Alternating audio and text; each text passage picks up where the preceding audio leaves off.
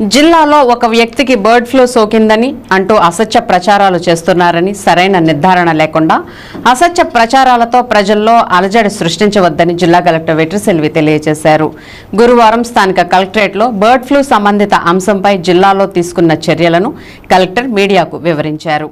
ఈ సందర్భంగా ఆమె మాట్లాడుతూ ఉంగుటూరు మండలం బాదంపూడిలో ఒక పౌల్ట్రీలో కోళ్లు చనిపోతున్నాయని ఫిర్యాదు అందగానే పశుసంవర్ధక శాఖ అధికారులను అప్రమత్తం చేసి మృతి చెందిన కోళ్ల నమూనాలను ల్యాబ్ పరీక్షలకు పంపడం జరిగిందని, వాటిని వ్యాధి నిర్ధారణ కోసం భోపాల్లో ఉన్న National Institute of High Security Animal డిసీజ్కు పంపించడం జరిగిందని, తర్వాత బుధవారం సాయంత్రం సంబంధిత నివేదిక రావడం జరిగిందని తెలిపారు.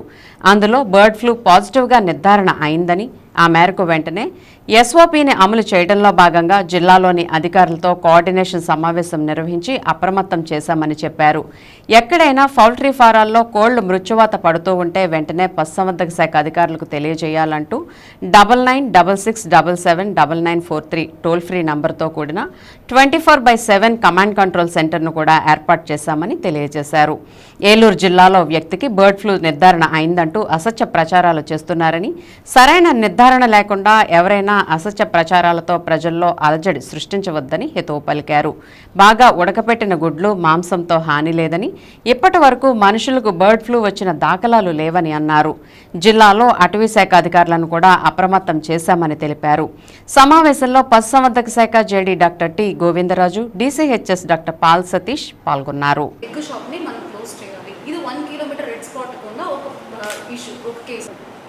ఇది కాకుండా మనకు మెడికల్ అండ్ హెల్త్ డిపార్ట్మెంట్లో ఆ 10 కిలోమీటర్ రేడియస్లో ఒక క్యాంప్ పెట్టాలనేది మనకు ప్రోటోకాల్ ఉంది. కాబట్టి ఆ క్యాంప్ కూడా ఇవాళ నుంచి మన మెడికల్ క్యాంప్ కూడా 10 కిలోమీటర్ జోన్లో ఎవరైనా సిమ్టమ్ తోటి వస్తారా, ఫ్లూ సిమ్టమ్ తోటి వస్తున్నారని మాత్రం మానిటర్ చేయడానికి కోసం మనకు అది పెట్టి ఉన్నాం మెడికల్ డిపార్ట్మెంట్ సంబంధించింది. సపోజ్ యూజువలీ ఇండియాలో ఇప్పుడు దాకా ఇలాంటి కేసెస్ ఏమీ బర్డ్ ఫ్లూ బర్డ్ నుంచి హ్యూమన్కి స్ప్రెడ్ అయినట్టు కేసెస్లో ఇప్పటికీ రిపోర్ట్ అవ్వలేనది మనకు ఉన్న ఇన్ఫర్మేషన్. అయినా కూడా ఒక యాంటీవైరల్ డ్రగ్స్ని రెడీ చేసుకోవాలి, మాస్క్ రెడీ చేసుకోవాలి.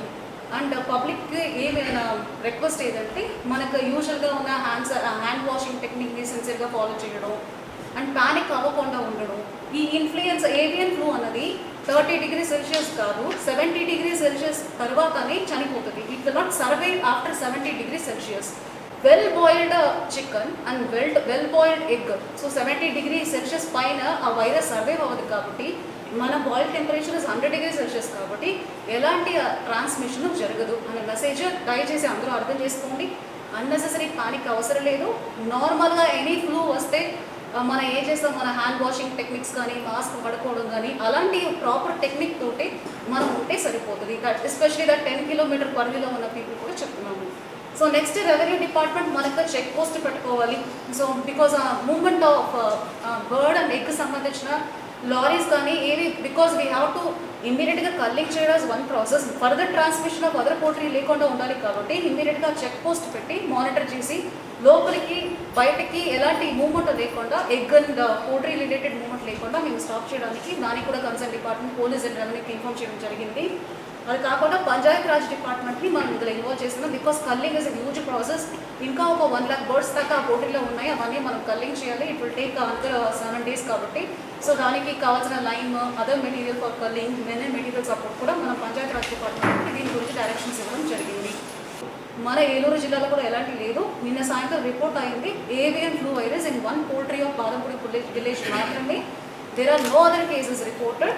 అండ్ అలా వస్తే కూడా 70 degrees Celsius తర్వాత ఈ avian flu will not survive. కాబట్టి hot boiled chicken, egg 100 degrees Celsiusలో బాగా బాయిల్ అనేది తింటే వాళ్ళకి స్ప్రెడ్ అవ్వదు కూడా.